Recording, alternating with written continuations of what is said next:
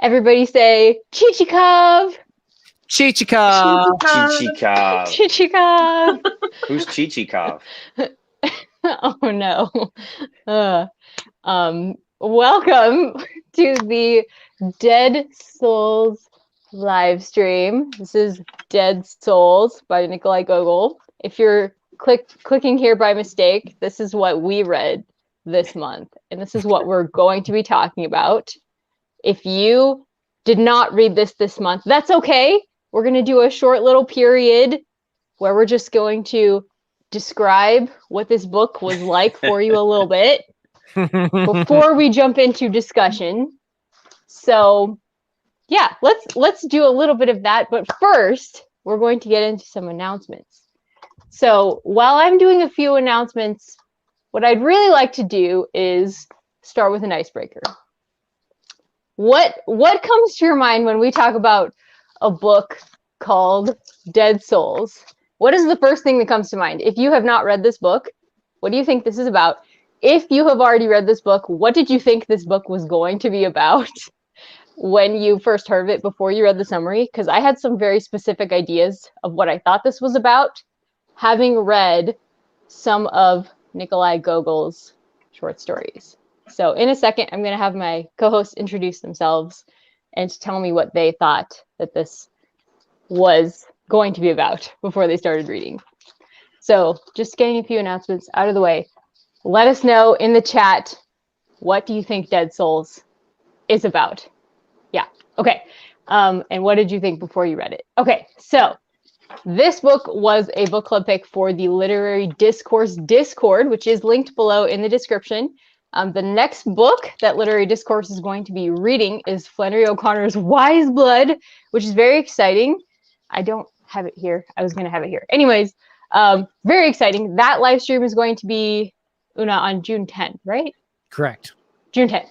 June 10th on Leslie's channel. Leslie is here in the chat. Hi, Leslie. Her channel is The Nerdy Narrative. And so please go check her out, as if you haven't already checked her out. So go subscribe to her. Definitely. Don't miss that live stream. It's going to be excellent. Definitely check out the Discord if you want to do more literary read-alongs like this one. So yeah, so starting with Stephanie. Stephanie, would you like to? Yeah. Would you like to introduce yourself and your channel and tell us, what did you think Dead Souls would be about before you knew what it would be about?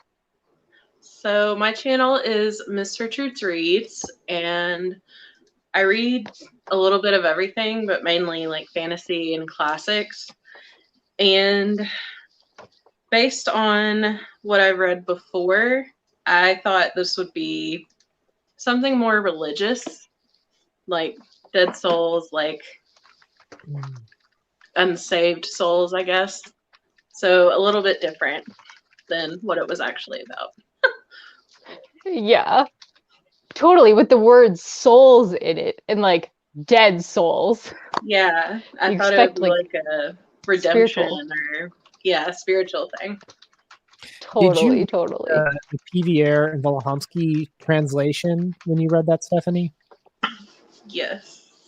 Okay, so yeah, there's a really good intro where they talk about how, I think it was in that intro where they talk about how the book was initially rejected, thinking like, well, how can a soul be dead? Like, I thought it was kind of interesting because you have to remember, Tsarist Russia, totally not cool with certain things, right? So authors have to be kind of like a little incognito with what they wanted to convey sometimes. Yeah, they had to add, what was it, Jichikov's Adventures to the title to get it through. Awesome. Yeah. Awesome. Get it past those dang it, I always forget this word. Censors. In crypto, censors. Crypto always reminds me. Censors. What about you, Una? What did you think? And would you like to introduce the Codex Cantina? Hi, Codex Cantina. I always get it wrong. All right. I have an unfair advantage where when the name was dropped to me, so was a brief 1 or 2 sentence description of it. I still, being more familiar with Gogol's short stories, I expected just kind of zaniness. Like I almost pictured zombies coming back. Like you buy the soul, like you buy the dead serf, and then like resurrect them, and then can make them do what you want. That's a very Gogolian approach to how he would write the story. Is kind of where my mind went. Yeah, I was definitely in Totally. the sci-fi realm as well. You said, "Hey, we're reading Dead Souls by Gogol," and I was like, "Ooh, his book, yes!" And it's gonna be like Greek mythology, and we're gonna go to the River Styx, and we're gonna get some souls, and we're gonna come back, and it's gonna be craziness, and there's gonna be all these mythological creatures, and it's gonna be so good. And I read it. You sound so disappointed. No, I'm not disappointed, surprised that my man Gogol was not himself Very that realistic. Yeah, day. Very more- realistic. It's so much more grounded than his short stories. Now, have any of you guys read his plays, like Inspector General or anything like that? Mm-mm. I really want to get to those because it's like we've had this exposure to his short stories, right? Where particularly his Ukrainian ones are super bonkers, and his Russian side of those tales tend to be a little bit more political, maybe a little more grounded in realism, but they're definitely a little bit more zany. This was the most grounded that I've seen Gogol's writing. It was definitely like it was like my boy Manilov. I don't know how to pronounce it, but his chapters were just so funny. But everything was grounded, as grounded as Gogol gets, right? Like everything is still a hyperbole, everything is still greatly exaggerated. But there was just so much of everything, and there wasn't as much of like the ice skating down a rooftop, like you've pointed out in his The Night Before Christmas, like the way he describes things just very poetically. And which, we have to talk about, is that us in our translation with Pivier and Volhansky, or is that the translation? And did some of this just not translate well to English potentially for how we maybe expected Gogol's writing to be?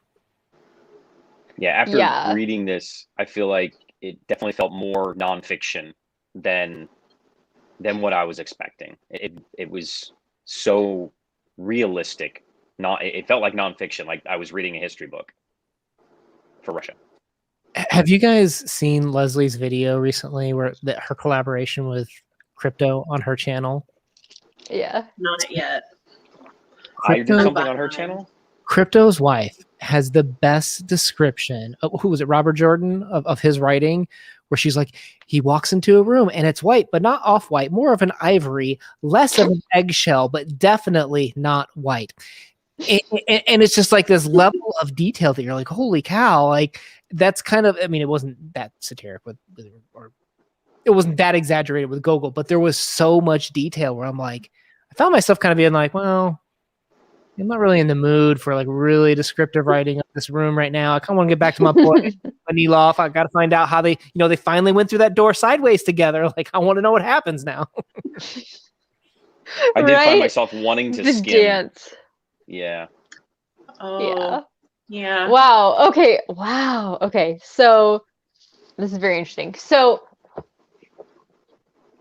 Okay. I feel like we just threw you a curveball. What happened? No, this is interesting.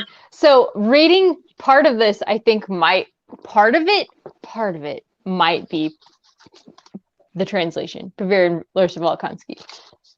But also, I came in also expecting that kind of more like more of a mythological take, because I've read his short stories, with you guys. I've read the same short stories you guys have, like the Christmas ones, and like there's devils everywhere, there's witches. It's so playful, and like this is playful, but like the River Styx, like the Crypto was mentioning, totally. Like I expected ghosts. I put this in like I didn't put this in exactly my creepy stories list that I made last year. I made a list of creepy stories, and I think like 2 of his stories made the list. Creepy classics. And I was like, I'm so looking forward to Dead Souls. I'm reading this with the Codex Cantina last year, and I got a bunch of comments being like, it's not creepy, it's just funny. And I was like, really? Like, it's called Dead Souls, and it's written by Gogol, the author of all these stories, you know? So anyways, definitely expectations played into it.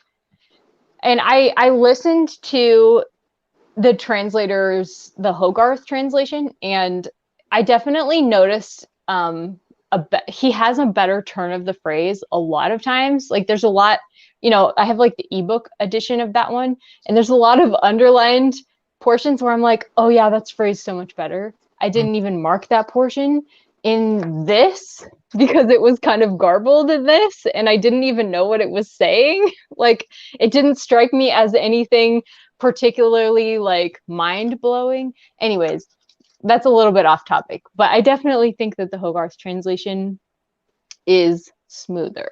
The butter is in that translation. So anyways, I think this was a good way to that was our icebreaker question, folks. I think that was a good way to start. Well, if I may say one thing to that translation thing, I'm not a person that goes heavy into detail on the different translations. I typically don't speak the languages, so I don't feel like I can speak at that level. I'm not saying you did or anything, but Gogol, one of the things that I've seen is he does a lot of periodic statements where he does tons of setup and he builds his paragraph all to come to this final statement that finally drops what he's getting at, and it kind of adds a lot of value and context to that meeting.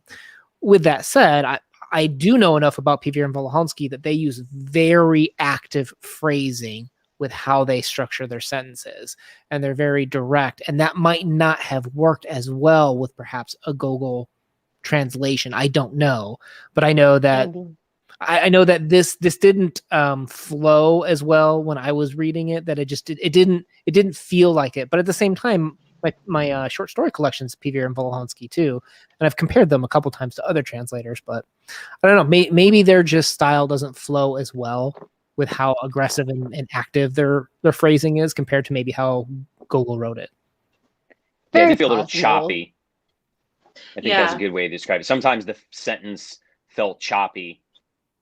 Or the syntax of the sentence didn't flow properly. Like, I think there's something wrong here in the translation. And I know I kept getting that vibe through the whole novel or play, short, long story thing. 1/3 of a book. There's definitely been like other, I haven't read like a ton of their translations, but like what I have, like I read the Brothers Karamazov portions of their translation of Brothers Karamazov, and I really enjoyed it. I thought it had a lot of energy. It was very readable, and I enjoyed it a lot more than the other one that I was reading. I just found it very, very readable and enjoyable. So yeah, it was just a very different experience with them and Hogarth, the other one that I was reading. So who knows? We don't know Russian, so it's hard to say for sure, but so okay. That's one very positive thing I would say I take away from this is that like it inspires me to want to learn to read a different language because you are going to get so much more out of it. But I know that for me personally, my brain, even when I, the few phrases of Spanish I know, it translates it to English in my brain. So I couldn't get my brain, I think, to work properly anyway, which is very unfortunate. So, yeah. It does inspire me to want to know more because I think you can enjoy it more. Sometimes, yeah. You can see sometimes, like I do know a little bit of Spanish too, and it's like I can see how it flows so much better in Spanish sometimes. Like, and when I see the English translation, it's like, oh, you had to use like 4 more words here to make it even halfway work. And it's like, oh, but yeah.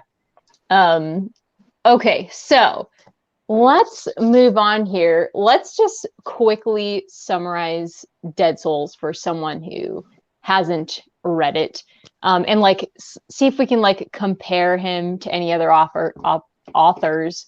Oh, I forgot. I was just gonna say, okay, it was published in 1842, and it was published like well before there was any talk of actual revolution in Russia. But so serfdom was still definitely a thing in Russia, but there were still still discontent there. Una has talked about this before. Like there's always still discontent before revolutions and things happen. That's why revolutions do eventually happen, is because the discontent is there in the first place. So, Right. 1861 is when we finally get the abolishment. Right. So it's kind of it's leading there eventually. So, Crypto, do you have any historical information here, like about the period that might lend some light on the story?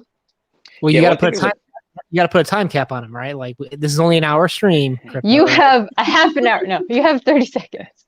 Go. You said 30 minutes in the pre-stream. I think there's a few things here. Just real quick, is that this book is being written during a very tumultuous time in the early part of the 19th century for Russia, and the new czar is very much wanting to push towards some revolutionary ideas to keep Russia up with the westernizing of the world as we move past the first industrial revolution, and that the idea of serfdom and people being tied to land as Russia is an agrarian society is being pushed to the side. We also have the implementation of the idea of moving and industrializing this society. And I think that the point of this book is that Gogol is trying to get people to understand that serfdom needs to be abolished. And it's important to point out, and we haven't mentioned this yet, I don't think, and maybe it's later, but this is an incomplete book. We only have the one part. And it's hard to say that too, because it's such an interesting climate to write theoretically. We're guessing, we don't know. To write against serfdom is very dangerous in Russia, right? So you've got to be very incognito. And there's even published papers where Gogol is pro-serfdom, right? I'm publicly for this, even though all of my writing is very empathetic towards the people that are being abused and pushed towards it. It's kind of like this conflict between my public persona that's going to keep me out of jail and my writing that tends to be very empathetic towards the people and the plight that they're in and the helplessness that they have. The two clearly have a conflicting story with each other. Which one's the real Gogol? That's kind of up to us to decide, right? And you can make an argument that, Gogol and these other, prolific writers during this time period helped lead towards, Marx writing the Communist Manifesto and pushing Russia towards a whole new identity as a people and a nation into the late 19th century. And that's one of the things that I think we could talk about with Gogol's writing, is just how non-committal it is. I feel like, we talk about the religious aspect, it's called Dead Souls, right? We're going to be talking, about morality here, right? Aren't we, Gogol? Not totally, not really. It's on the edges of it, I guess, in a sense. But, if you look at the biographical information that we do know about him, is that he's publicly stated well, it wasn't really for me. I didn't really believe in it. And his mom, I guess, was just super religious. And he kind of fell more in between of just being it's not really for me. I don't totally believe in it. But then he writes to it so well too sometimes. It's kind of it's one of those things that if you're trying to know more about the author, he just throws his breadcrumbs all over the pages that you're what are you getting at, Gogol? And that's just some of the, I think, rather magical elements of his writing. Is it's kind of fun to chase around this trail and say, what does this say to me? Where do I fall in this debate? Because unlike Dostoevsky, who clearly has a point of where he's pushing you and has a right or wrong, Gogol, you're I have to make up my own mind in this situation, I feel like. And I think that's magical. Yes. Okay, yeah. So is that what you meant when you said, okay, for anybody who hasn't noticed, the Codex Cantina put up their own video today, and it's fabulous. You must check it out, please. It's on their channel. It was very enlightening. They said, however, that this book is magical realism, and I need to know what that means. What is that magical real? I saw no magic. I've heard it described as phantasmagoric, and I was what does this mean? I saw realism and humor and people say that Flannery O'Connor is like grotesque, and I kind of feel like I maybe know what that means, but I've heard that also. Is that the same thing? Are those different things? I think we said that during the author section. And I think that comes more on his short story sides. And I think we said later on how this is so much more grounded than his short stories. And in terms of timelines, like this is later in his career. He started, I think, with more... The end of his carear. Very end. Obviously, Dead Souls, very end. Part 2, definitely the end of his career. Right? But this is the more mature, less imaginative. I don't want to say less imaginative. That almost sounds pejorative, but he doesn't take all of the adventurous leaps that he does in his short stories, the magical realism of the devil, the flying witch, stuff that we don't have evidence of. This one's definitely more grounded than that side of Gogol. And that was just more to point out that, remember the context of this was coming out before magical realism became a big movement, right? Like this was maybe some of the earlier beginnings of it in a sense. Okay, I apologize. I must have missed that transition. If we're still in about the book phase as well, remember this was almost done as a dare by, his buddy Pushkin, who's like, you can't write like me. You can't write like this guy over here. And it almost feels like that he's trying to prove that he can be a legit author and write a full novel trilogy like some of these other literary giants in Russia in the 19th century. Right. Like the biggest author in my country just challenged me. Yeah, we're having a write-off, pen and the sword. Yeah. And he wants to maybe like tackle the issues of the day or something. Yeah, he's on a quest, of course, to, I think, better his country and his peoples. We have lots of questions that we could potentially talk about here. I want to sort of ask Stephanie, what did you want to talk about? Should we do a quick summary, or do you want to jump into the meaning of the work? What would you like to talk about, maybe, Stephanie?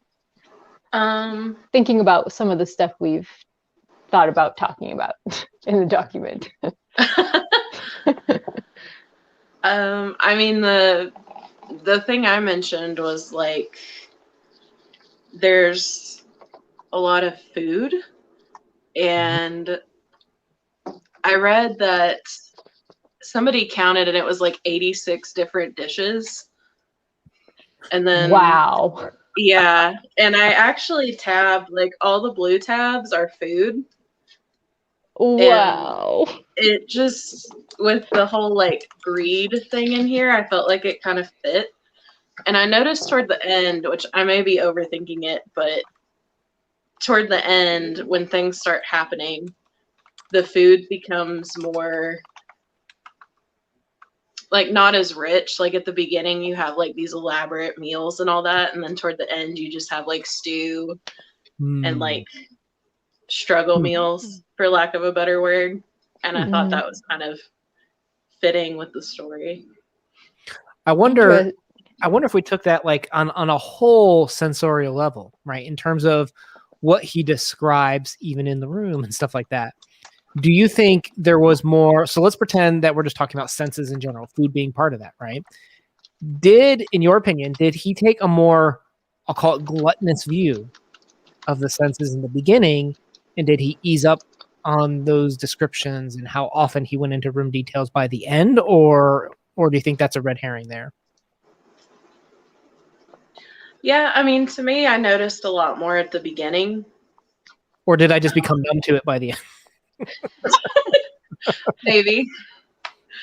Yeah, I noticed it a lot at the beginning, and I started tabbing it, and then it was like, oh, maybe this means something, but maybe I'm just overthinking it and he just really likes food. But it just felt like it really fit with that greed and wanting to just make money and commerce and all that that's throughout the story. When we think about food as in our lives, right? most of the time meals are a social event. You go to dinner, or you're like, hey, you want to hang out? Let's go to dinner. Or you ask someone on a date, let's go to dinner. These are very social norms for people. And he's trying to get people to talk about a social norm that's uncomfortable, the idea of abolishing serfdom. So if he can pair this with something, very often to kind of break down, your barriers, and it's, oh, food. And that's something I can get behind. And then, oh, hey, since I have you here at dinner, let's talk about you getting fired. So I think that, this is something that, it's that idea of kind of sandwiching, good thing, bad thing, and then good thing again. And food is something that we can all kind of relate to. Yeah, I agree with that. Can we talk too about like how the narrator presents things too? Because like, what does that mean? This greed theme when the narrator's like a scene's happening. We'll go back to my boy Manilov, because I love him. He was amazing. I'll take no slander on his name, mind you. And like, he's the worst. He's like the best character in this book, and they're sitting there talking about like what did you think about the mayor? Oh, he's an absolutely splendid fellow. Oh, agreed. And the mayor's wife, absolutely wonderful. I just think she's absolutely dashing. And then like when they like go in the door sideways together and they're going to go meet Manilov's wife, the narrator, to your point about gluttony and such, interrupts walking through a room. Okay, all they're doing is walking through a room, completely unnecessary description. But then he launches into this one-page description of everything in the room, right? Like, so what is the narrator? Like, what's the narrator's role in this? Because he was specifically, if you remember, he's like, well, I can't talk about that because the author would kill me if we were to do that. And even recognizing like, well, I talked about that in the last chapter. So even the narrator understands the gluttonous representation, I guess, in a sense, of all detail of the scene. I don't know where he was going with that, but I thought that was kind of interesting how the narrator was even playing a role in how the story was told. No pun intended. Leslie is enjoying your punning. Yeah, you can't steal my puns. Nicely I said sandwich done. and nobody said nothing. I dropped a sandwich pun right in our food talk. You're on a roll. Yeah. No roll, no toll for you. And also, just with food, there was one funny line toward the end, and I can't remember the person he was talking about, but he said that her face looked like she had been thrashed by peas. And I was like, what a horrible thing to say about someone, but it was so descriptive. I could totally see it. What does that even mean? He does that. It's like calling someone crater face. I know. Oh, okay. But I just thought it was hilarious. It's horrible, but it's hilarious. Oh, like pizza face. Okay. Yeah. I actually went to like, I don't know why, but I thought of like, have you ever seen like the extras of the movie The Exorcist, where they talk about that scene and they literally use pea soup? I thought of that. I don't know why. Like, Yeah. Oh, goodness. Yes. This is where I go. Oh, goodness. Well, Well, now I'm hungry. Right? Oh man. So Christy, you something? Yes. You said earlier. I think you've said it several times now. The Flanneryness of the book. Yes. Yeah. Describe that to me. What does that mean exactly? Certainly. So there is this quote at the beginning of the book, and I love that it's like the first quote you see when you open the introduction. It's Flannery. It's right here, and it says, "Do you like the novel Dead Souls? I like Tolstoy too, but Gogol is necessary along with the light." And it's Flannery O'Connor who says that. And I think that's because she recognized herself here. And something else that's said in here is, I believe it was Pushkin who said it. It's that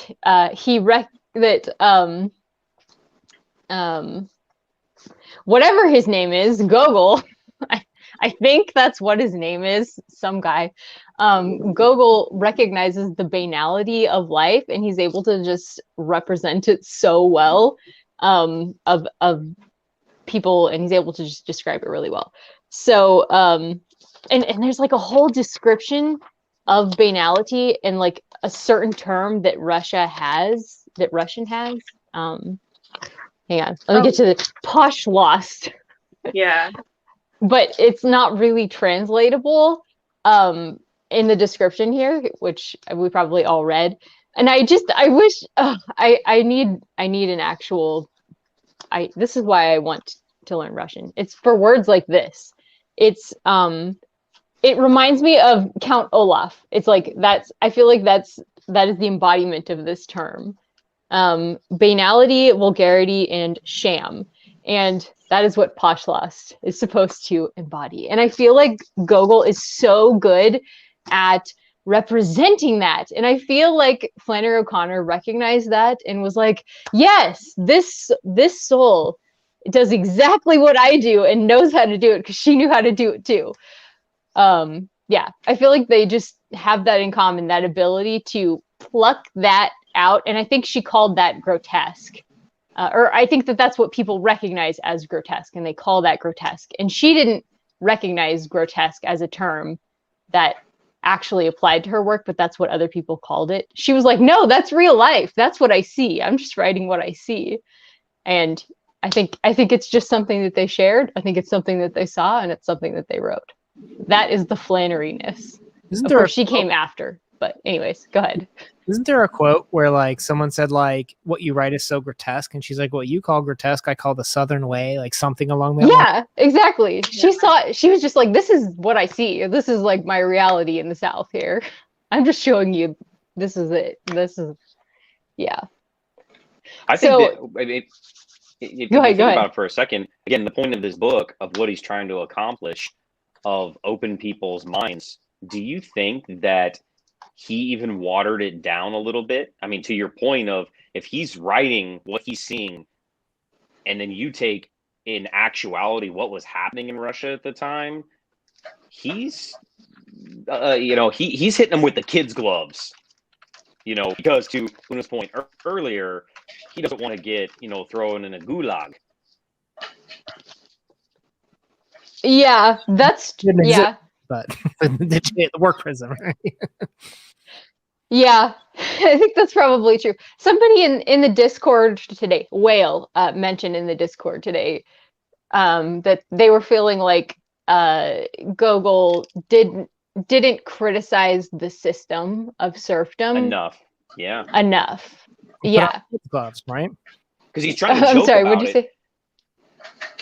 Oh no, I'm sorry. What did you say? I said he put on the kids' gloves, right? He didn't want to get in. Yeah, he didn't. I don't think. Yeah, because yet. Yeah. I feel like he wasn't.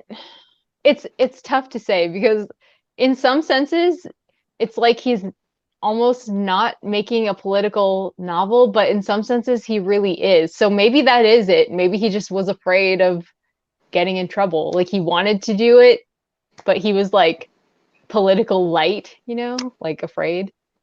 Yeah, well, it's definitely possible. He makes a lot of important points in this first part of this trilogy that it would have been, and he is setting it, you get up there and you set the stage with a funny joke, get everybody on your side, and then it's a 1-2 punch in books 2 and 3 to nail home his points, which we never get. Mm-hmm. He does criticize the nobility, but he would have had to go further, I guess, than that. He would have had to criticize the Tsar, I guess. Is that right? Is that what you guys are kind of thinking? Well, it's probably safer to criticize. It's safer. Although he never would have gotten that past the censors. What am I even saying? That never would have got past the censors. If he had gone further, it would not have gotten published. Never know. That's why he probably destroyed the second one. It may have been. There you go. Like, I'm gonna get killed if somebody reads this, and it went right into the fireplace. I better write a public letter about how I'm pro serfdom or something like that. Maybe that was the real source of his insanity, guys. Maybe that's why he died. Honestly, who knows? Murdered. Oh. It's probably safer for him to criticize people than he is the system, I guess, in a sense, because in my opinion, the strength of Gogol, having not read his plays yet, right? So I have that blind spot. His strongest short stories, I think, are actually really good critiques of the people. In terms of the overcoat, he's mocking the system. He's specifically also mocking the people in the system and how inept a lot of people are. And I think that's where a lot of the humor comes from.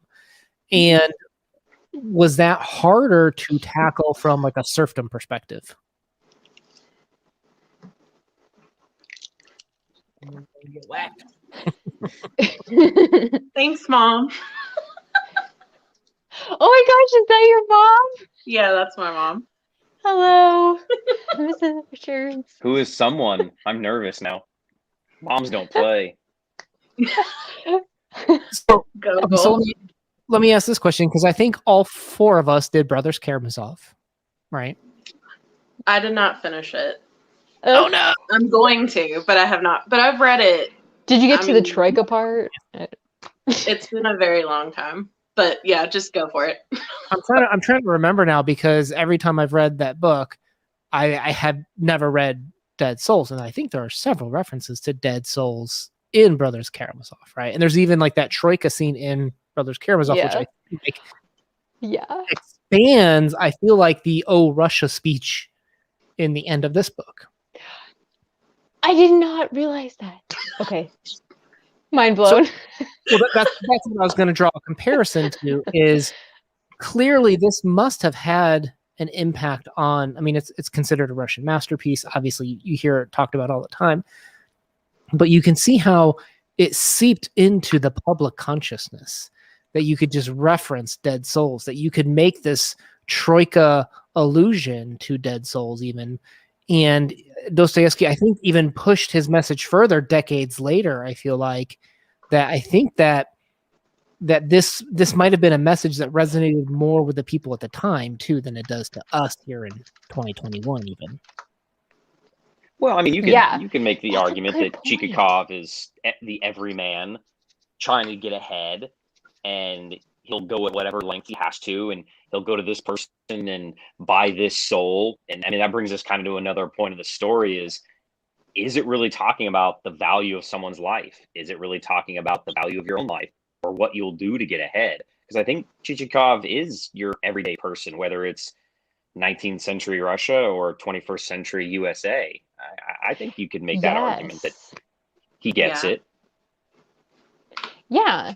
So, okay, this is so interesting. Stephanie actually came up with a fantastic question, which was, if we were to meet Jichikov in real life, like, how would we react to him? And it plays right into, the question that Gogol asks at the end of the novel that Una mentioned in your guys' video, which is there a little Jichikov in all of us? And I think that is directed at everybody, because of course the landowners naturally are like, oh, there's a Jichikov walking right over there, strutting his stuff.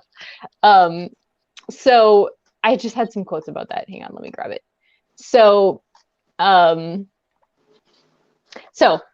he's described as a scoundrel. And he says, the same reader who, on his journey through life, would make friends with such a person, welcome him at his table, and pass time pleasantly, will look askance at him once he becomes the hero of a drama or a poem. But he who is wise does not scorn any character, but fixing a piercing eye on him, searches out his primary causes. So how would you react to Jichikov if you met him in real life? What if he was your coworker or your brother-in-law or a fellow booktuber? What if he was sucking up to you and trying to charm his way into your good graces? Question courtesy of Stephanie. Thank you, Stephanie. That's a great question. How would you guys react? I want to know how we would react to Maniloff. That's my question. Because, I mean, come on. Got a Maniloff fan club over here. I loved was the hard just over turn there. Just over with there. the next one. When we met the next landowner and he was the exact opposite, Yeah, and he became mean to her.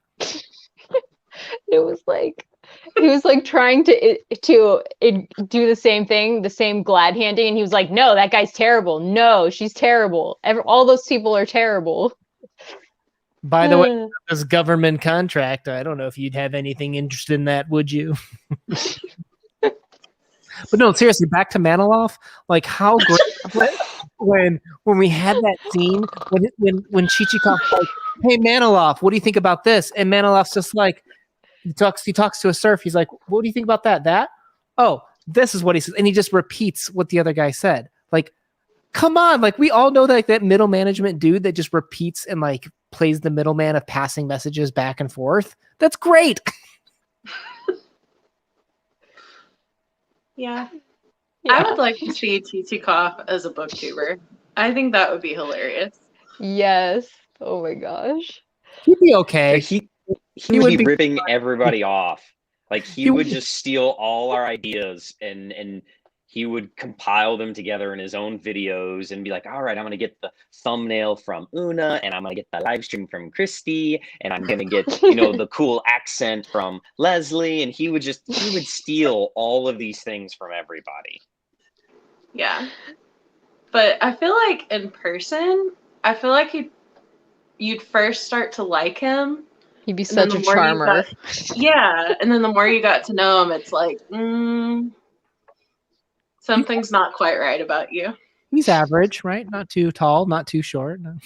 Yeah, but the ladies love him after, Well, both of those ladies that he hit on yawned when he would talk to them, right? The governess's daughter at the ball. And then I don't know if you guys did part 2 at all, but in part 2, he started to try to woo a woman in that, and she started to stifle a yawn as well.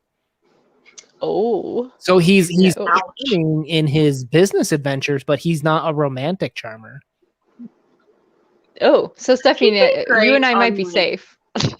Maybe he'd be like a CEO or something, Probably. or like on a board of advisors or something like that. Have you ever seen those articles that talk about like our CEOs? I mean, this is clickbaity title, but they'll be like our CEOs psychopathic, and they're like. They do this research that shows that you have to have a lack of I don't know what the right term, maybe like lack of empathy, but you have to be willing to step on toes in theory to succeed in a very cutthroat business world is what these articles come to. And they will interview and draw traits upon and try to make the argument that you kind of have to be like that to succeed in the business acumen world, I guess. Jichikov would be a U.S. senator. Yes.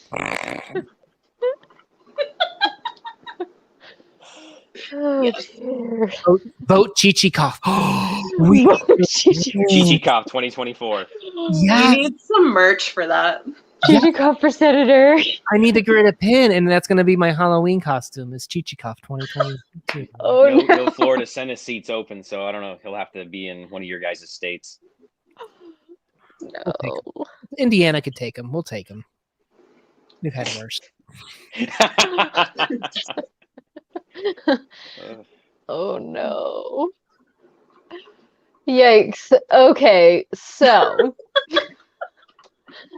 perhaps moving on. Okay.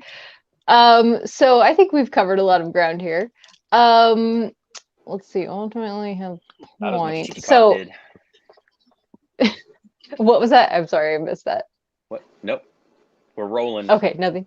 Wagons all right. up. Okay. All right, cool. So let's move on to the ratings portion of this show. So, we have a question. Halt.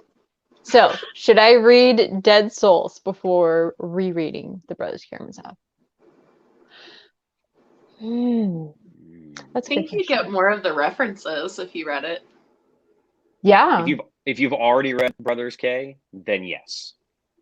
Yeah, I would say so. Mm-hmm. It does like Una was saying, it lays a lot of groundwork. There's a lot of references. And Una, I forgot what you were saying about Dead Souls laying the groundwork for a lot of kind of revolutionary thinking, kind of like seeping in there. I think that's true. I think maybe it's not like the most outwardly revolutionary piece, but there was definitely some criticism in there. It managed to get past the censors, and I think it did what was allowed by the government at the time, and it did help probably more than it hurt. I think satire, it can cut both ways for sure. And I think it definitely cut in the right direction mostly, I would say. So anyways, yes, I say I agree. Before rereading. How many times have you reread this, Christina?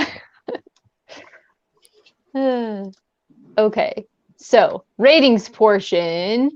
I don't know what you guys all, what systems you guys use for ratings, but use whatever system you're comfortable with. How would you give your final summation of Dead Souls? Let's go with ladies first. Okay. Would you like to start again, Stephanie? Probably like a 4 or a 4.5 because Out of out of 5.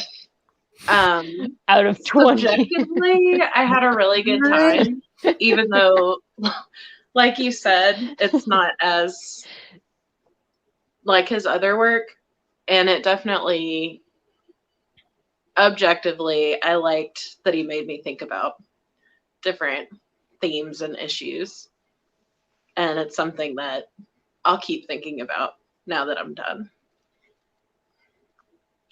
Okay, nice. I would agree with that. That's a good point. I'm definitely going to be thinking about this more. I think it'll stick with me, especially because I plan on rereading it in the Hogarth translation. Yeah, I really enjoyed this. I actually gave it a 90% out of 100. I enjoyed it a lot. I laughed a lot. I loved all the characters. I really enjoyed the ending. I laughed. Yeah, I just laughed so much, guys. I laughed so much. So, yeah, 90% for me. Go for it, guys. Can I give it my same rating, the cheat rating? I'm gonna cheat. You know, we have to cheat somewhere, right? I mean, that's kind of. So Yeah, I mean, it is. You are. What were your names again? Chichi-Una. I'll be Chichi-Una. You have to cheat. I gotta cheat, right? So I'm gonna give it a Jichikov out of 10 is my rating because I thought it was good. It wasn't too great. It wasn't too bad. I thought it was just right. But it did give us like it wasn't until 1985 and we got Marty McFly, arguably one of the best creators ever created. Like until that moment, Maniloff just held the title as greatest character ever created. We got to give the book some good ratings for that. Just that alone. So Jichikov out of 10. Jichikov out of 10. All right. Bilbo Baggins would disagree, but I would give this one dead soul. One. Subjectively. Out of how many alive souls? I'm just giving it one dead soul. Do with that what you will. You are so cheap, Crypto. You each get one dead soul. You are such a cheap soul. That's good pointing. If you ask Crypto to give something, you will get the bare minimum. That is for sure. Ouch. Oof. Cut me real deep there, Shrek. My goodness. Subjectively, because I was not expecting what I got, I did not enjoy it. Objectively, looking at it as a historian and the purpose of the story, I enjoyed it thoroughly. So I think Can you do an objective rating? Like Michael Knipp would not be happy with this right now. He would cannot do that. You cannot have historical on something. That is too subjective. He's gonna come after you. He's coming for you, buddy. Coming. Well, my soul is cheap, so come after it. Oh, goodness. We love you, Crypto. Yeah. Yes. Okay. I showed up, right? Do the bare minimum. Oh, well, and you gave us the Crinfo dump, which we thank you. Nobody can provide that but you. Thank you. Thank you. I think that's the patent section for him is the Crinfo dump. Yeah, I think that's going to be a patent section for the literary discourse live stream. It needs to be a hashtag. Yeah, definitely. It's a new thing, I think. Well, this was really fun. I really enjoyed this discussion. Thank you so much for coming on here and discussing with me. Thank you to everybody in the live stream chat and everybody who will watch this later. Don't forget that there's going to be a live stream for Wise Blood by Flannery O'Connor on Leslie's channel, Leslie from the Nerdy Narrative. And yeah, if you enjoyed this video, please do give it a thumbs up in the corner and leave a comment. And check out my co-hosts, who are also linked in the description. And yeah, take care, everyone. And we will talk to you again very soon. See you in the Discord. Peace.